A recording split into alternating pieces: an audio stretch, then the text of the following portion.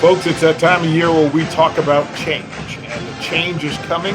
We'll talk about what the needs are and what we're trying to accomplish. You are Locked On Huskers, your daily podcast on the Nebraska Cornhuskers, part of the Locked On Podcast Network, your team every day.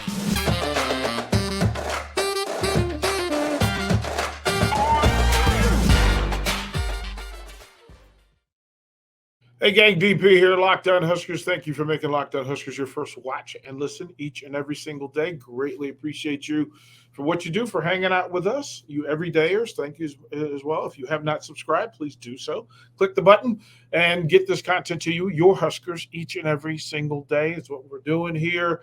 Before we get into the full of what this episode is about, which is recapping a 5-7 season, talking about the needs and wants of this program, and then the transfer portal and what it means to Nebraska in this offseason. Rico, super producer, kind sir, if you would please, let them know about FanDuel. Thanks, DP. As the weather gets colder, the NFL offers stay hot on FanDuel.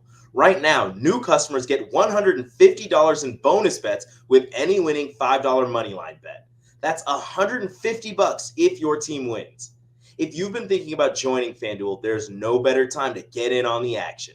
The app is so easy to use. There's a wide range of betting options, including spreads, player props, over-unders, and more. So visit FanDuel.com/lockedon and kick off the NFL season. FanDuel, official partner of the NFL. Back to you, DP.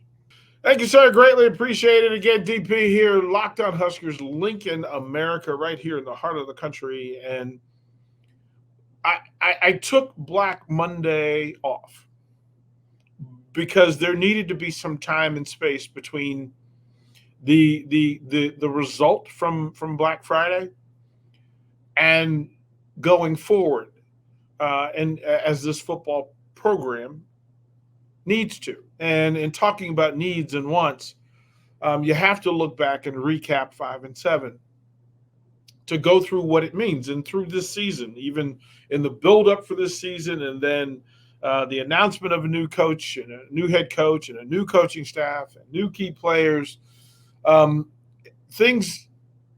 was a lot of speculation involved, and that's why I tend to stick to fact rather than opinion. But then, and once you get 12 games under the belt and you have some resume to speak from, when you're talking about the program that is Nebraska football, it has some growth to do and some needs to address. The team itself finished 5-7. That's a statement of fact. How you perceive and receive and accept 5-7, that's up to the fan. And here's what I would say. What I know about Nebraska fans is that they end up on the various ends of the spectrum, and whether they think 5-7 is appropriate, okay, is it acceptable or not? First-year quarterback, first-year coach, new coordinators, etc. What time should you give Matt Rhule a pass in year one? Should you give the staff a pass? And quite frankly, I'll say this: there is no pass needed, required to be given for Matt Rhule. Matt Rhule is the head coach of Nebraska football. That is not. No one has asked for my permission. No one's asked for my vote. Matt Rhule is the head coach, and I don't spend time on that. And I, as a coach myself, I never want to really root for a coach to not have success and for a coach to not to keep his employee. What I want is for coaches to have success and to do the things that are required to achieve said success. And success defined depends on the person that's on the other side of this message, because some of you will define this season for Nebraska at 5-7 as successful. Some will say the other, in the opposite end of the spectrum, that no, it's not good enough and things need to get better. And then there are those who are willing to say, hey, we'll check the box for year one, and then we will discuss and get into year two in the future later. But the season ended at 5-7, and it ended the way the season ended. And people will talk about it's not the way a game was played or ended, but the final result. Well, that's fine as a fan. You get to do that. And as a staff that is trying to rebrand itself and reimagine itself, that 5-7 was not ideal. 5-7 cannot become the standard for Nebraska football. Not as a team, not as a program. It can't. It can't. That's the neighborhood that it's been in recent years, but you don't want to start getting your mail at 5-7. You don't want people to start to locate you at 5-7 or 4-8. You don't want that to be the space that when they say, hey, in a room full of college programs, where is the University of Nebraska? And they look down in the 4-5 win range. Look, it's where you are, but it's not where you're trying to be. And I often say, beware of what standard you set. And it's the minimum standard that will set the pace for where you're going to be. I've said all along that I thought the conversation of 6 wins was just a bad standard to set. It's a bad North Star that the best you can do in this day and age with transfer portal, with player development, with scouting being as full and evolved as possible, with everybody having television right so that mom and dad and auntie can see these games no matter where you are in the country, that NIL programs and nicer facilities and all those things apply. There is zero reason for a program to stay below 500.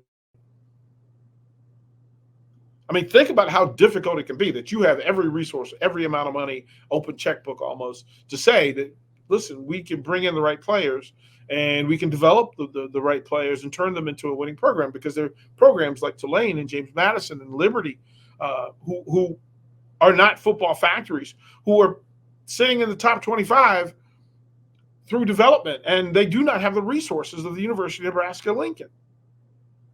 So it's not about money and it's not about resource. It's about football. And there's a good way to play football and there's a bad way to play football. And no matter what level you are, there is a way for you to get the level of success that you deem is the standard. And I always say, be careful about the standard you set, because people are going to start to believe you. What you say about yourself, people are going to start to believe you. And if you continually stay in the 4 and 5 win category, people are going to start to believe, well, that's just what Nebraska football is. And that's just unacceptable. That, to me, is unacceptable. That's a terrible thing to do. That's a terrible space to be in. So as we talk about 5-7, you have to talk about the things that can be changed, the things that need to be changed. We'll do that in the last segment to get it out of there. But in the next segment, what I want to get into, and I want to be clear about this with zero speculation, and I'm open to discussion on these things, and I'll ask questions. I don't have to have all the answers, but I do want to get to the right questions. And so as we talk about this program, the program that is Nebraska Huskers football, with the national championships in its past, its heyday, and then it's dark days. And we are officially in the dark days of Nebraska football. What will it take? What if you can go shopping? And that's what the NIL era of Nebraska football, of college football, and then specifically Nebraska football, allows change to happen expeditiously. You can hit the warp button now. You can get straight to warp speed in changing your program if that's what you choose to do. And in a program that can generate $500 million for toys and gadgets and bells and whistles, what you put in it matters. There's no point in having a mansion and going shopping in yard sales. We'll talk about the approach, the mentality, the philosophy of how we think Nebraska should approach the transfer portal. What are the positions of need? We'll talk about all of that when we come back to Locked On Huskers.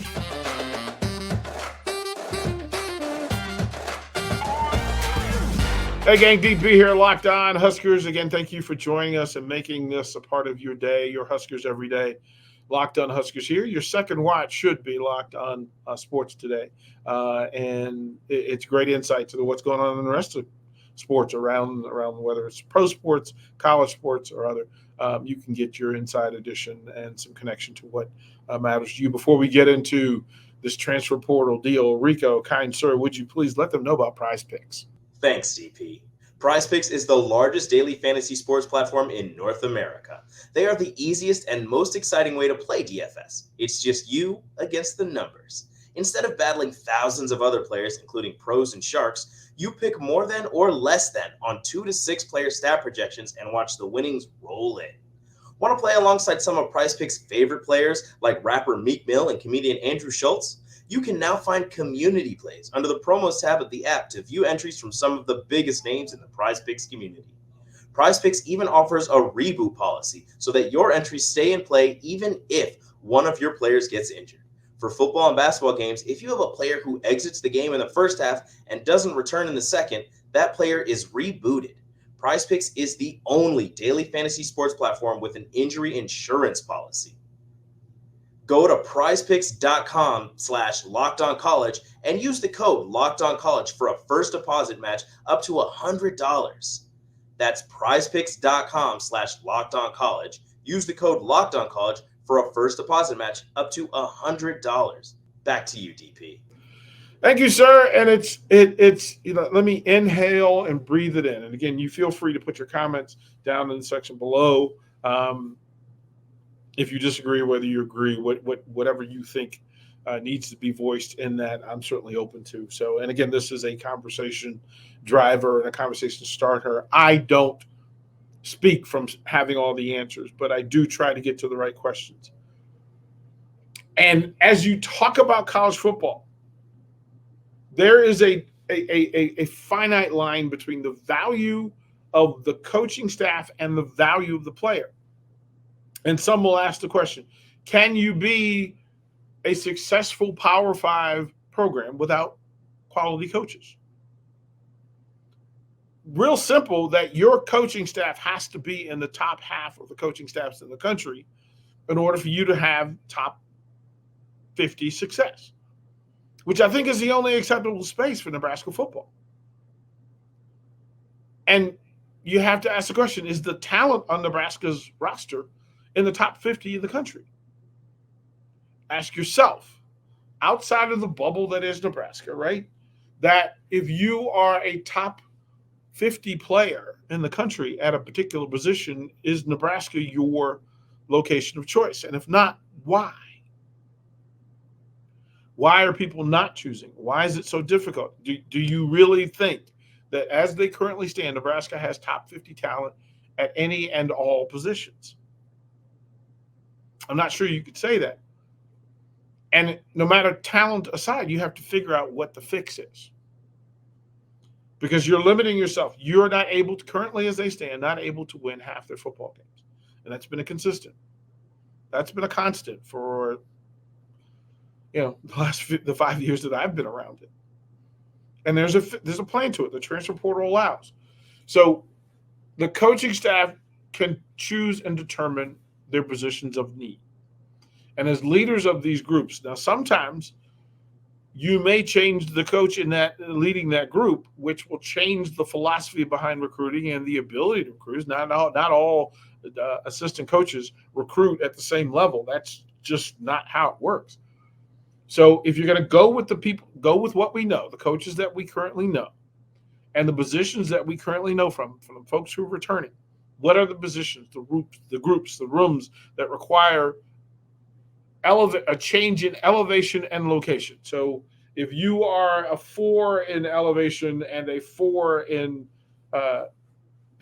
elevation, you have to change. You have to change your location and your elevation, right? Forward and up is what you're trying to do in the transfer portal. Nobody is trying to say that we're good enough as is after you've won 5 games. You need to get better substantially in several areas immediately. Quarterback position, quarterback room is a room that will change. I would imagine that the Husker fan base has concerns about the quarterback room. If you don't know who the starter is on the last day of the season, you've got work to do in the meantime. Husker fans, let me know down in the comments whether you feel comfortable heading into next season with the 3 quarterbacks who are currently on the roster, who played in the roster, who started games. If one of those 3 quarterbacks start the season next year as Nebraska's starting quarterback, are you satisfied? Are you comfortable in their ability to turn this into a 7, 8, 9 win team? Can you win 9 games with any of the 3 quarterbacks who are on the roster? Same for the running back room. I mean, substantial stats. I mean, you don't have a 1,000-yard rusher. You don't have a 1,000-yard passer. You don't have a 1,000-yard receiver. And those numbers are way lower than that. Like the standards, a 500-yard, collective receiver. Nebraska doesn't have anybody who caught passes for over 500 yards. They don't have a quarterback who threw for over 1,000 yards. Zero. None on the roster. So you have to talk about it. In the running back room, if you say that Gabe Irvin coming back and getting healthy, Ramir Johnson, what you got from Emmett, whether Emmett coming back makes you think that he could turn this. Is there a running back in the room who you feel comfortable in getting you 1,000 yards rushing next season? Is there a receiver in the receivers room who's coming back, who makes you feel super comfortable? Forget about the 500 yards. I mean, 1,000 should be the target, but 500 yards receiving. Is there a 500-yard, 10-touchdown receiver in the room? Don't know. And if you don't know the answer to it, that's fine. But what it tells you is it is a thing you have to consider to get fixed. The tight end room. Do you have a prototype in the room? And yes, you can say that Thomas Fidone kind of checks all the boxes, but the production is the production. And I'd say that you walk into it and go, okay, are you comfortable with the running back room being able to produce all the things, whether it be in the running game, in the passing game, or other? And then the offensive line. Husker Nation, that is a question. And we saw the video earlier this season of the seniors leaving and what the offensive line would look like. But we find out, the question, who returns? You don't know if Ethan Piper can return. You don't know if Nori's certainly not coming back. Ben, you don't know. There are questions of who's going to return and then the depth of what's behind that. So are you comfortable with the offensive line and what's returning? Flipping to the other side of the ball, the defensive front, look, you get a huge boost when Ty Robinson tells you he's coming back. Wait for the official word from Nash Hutmaker. But the young guns who got on the field and got to play and got to put in moments, are you comfortable with your defensive line? Linebackers, you're losing 2 linebackers who held it down for you. But you're losing them.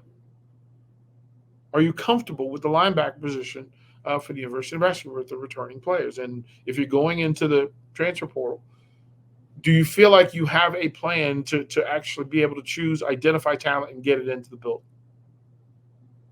Defensive backs room, look, of all the rooms, I would think that there's probably the highest level of comfort when it comes to the defensive back room. But are you satisfied to the point where you don't want to go in the transfer portal to get a Power 5 defensive back, whether it be at safety or corner, to come in and add 2? Do you need another rover? I don't know. And then if you're talking about special teams, listen, you have to look. You got to find somebody who can return the ball and get positive yards, somebody who can handle it, who won't put it on the turf. Are you happy with the kicking game? There are lots of questions, and I like to say this thing, and I'll say it once again before we go to break. If you want to know the standard and status of a program, you can find out that said thing with the number of questions that you have about it. We have questions, my friends.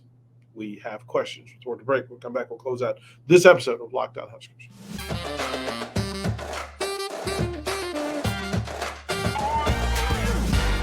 Again, DP, Locked On Huskers, thank you very much for joining me on this episode. Locked On Huskers. Again, your Huskers every day. Your next watch should absolutely be Locked On Sports Today. Go find it however you consume your podcast each and every single day. As we close out this episode, a couple of things in play. And finding out that for the players, the seniors who walked,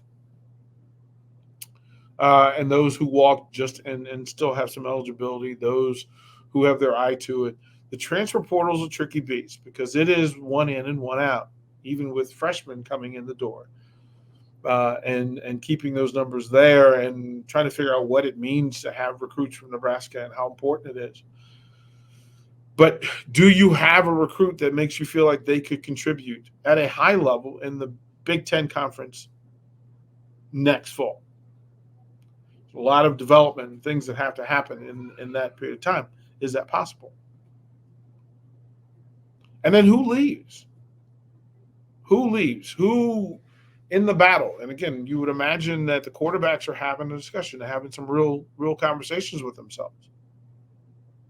Which of the quarterbacks who are active for Nebraska will stay? Because and how many will be invited to? On Wednesday, Matt Rhule speaks to the media, and you'll have some more answers, but you won't have them all. Running back position, what's in play? Receiver position, are you satisfied with what you have, or do you have to get into the portal? And how deep into the portal? There are a ton of questions about that. I mean, the offensive line, are you looking? Do you need a tackle? Do you need guard? Do you need another center? I mean, you've got some guys coming back that can play into that. What do you do with the folks up front and Benhart and Corcoran? And, what do you do with Prohaska? Can they all get healthy, stay healthy? And then return? And then one of them move inside to guard to provide some help? What happens with Ben Scott? Tight end position. Are you satisfied with what you have? There are questions about this team and this program. And what the transfer portal forces you to do is evaluate your talent in full. And I'll ask the question with anybody that's receiving, anybody that improves over the course of this thing, is it enough depth? Is it enough quality? Is it enough volume for the returning players on this roster to move this Husker team above 5 wins? And then what's the standard of wins next year? And if people tell me that the mission is to win 6 games next year, I'm just going to spend the next year banging my head against my keyboard. Setting the standard at 6 allows very little wiggle room for success. The standard has to be different. And quite frankly, you have to fix why you have so many players who turn the ball over. Why are the decisions that you're making being questioned so much? Again, not here to have all the answers, but what I can tell you is the transfer portal, as it opens, is a two-way door. For all those that are going out, there's those coming in. For those that are coming in, there are those that are going out. The approach to how you deal with the transfer portal. What are you looking for? What are the minimums? What's the budget in play?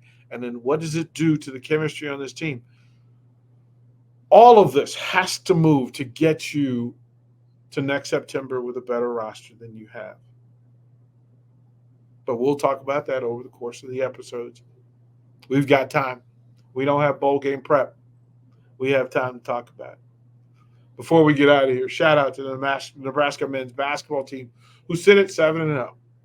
And the women's volleyball team who go into the NCAA tournament ranked number 1 as the number 1 seed in the entire country. Not all is black and blue in Lincoln, Nebraska.